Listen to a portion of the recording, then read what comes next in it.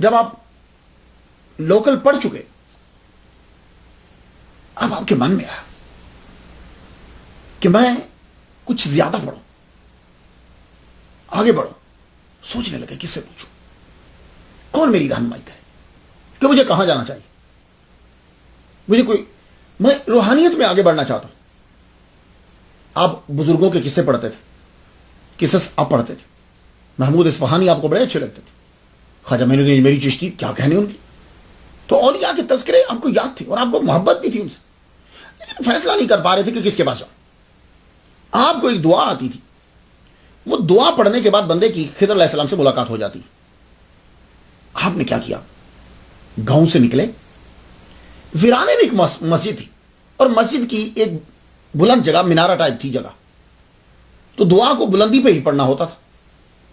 آپ نے عشاء کی نماز وہاں ادا کی، نماز کرنے کے بعد بلندی پہ چڑھ گئے، یعنی وہ مینارہ جو تھا، جو بھی آپ کہہ لیجیے، اس پہ چڑھ کے آپ نے وہ دعا پڑھی کہ جس کے پڑھنے کے بعد خضر علیہ السلام سے ملاقات ہو جاتی۔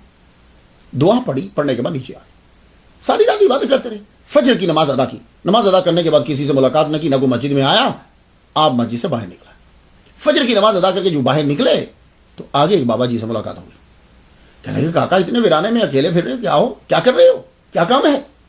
کہنے لگے بس مجھے ایک دعا آتی تھی، وہ دعا پڑھنے کے بعد خضر علیہ السلام سے ملاقات ہو جاتی، تو میرا بڑا من چاہ رہا تھا کہ وہ مل جاتے، لیکن مسجد میں تو کسی سے ملاقات ہوئی نہیں۔ کہنے لگے اچھا اچھا اچھا اچھا تو تم خضر سے ملنا چاہتے ہو، کیوں ملنا چاہتے ہو؟ میں پوچھنا چاہتا ہوں کہ مجھے روحانیت حاصل کرنی، میں کس کے پاس جاؤں، میں اور اللہ کے قریب جانا چاہتا ہوں۔ تھوڑی دیر کے بعد ایک اور بزرگ آ گئے، تو وہ بزرگ پوچھتے ہیں، دونوں کی آپس میں بات ہونے لگی، بھائی یہ خضر علیہ السلام سے ملنا چاہتے ہیں، اچھا اچھا اچھا اچھا، نہیں ان کا مقصد کچھ اور نہیں ہے، ان کا مقصد صرف یہ ہے کہ مجھے روحانیت کچھ اور مل جائے، میں اور اللہ کے قریب ہو جاؤں۔ کہنے لگے اچھا اچھا ٹھیک ہے، تو بزرگ بولے کہ تم اصفہان چلے جاؤ، اصفہان، یہ ایران کا شہر، اصفہان چلے جاؤ۔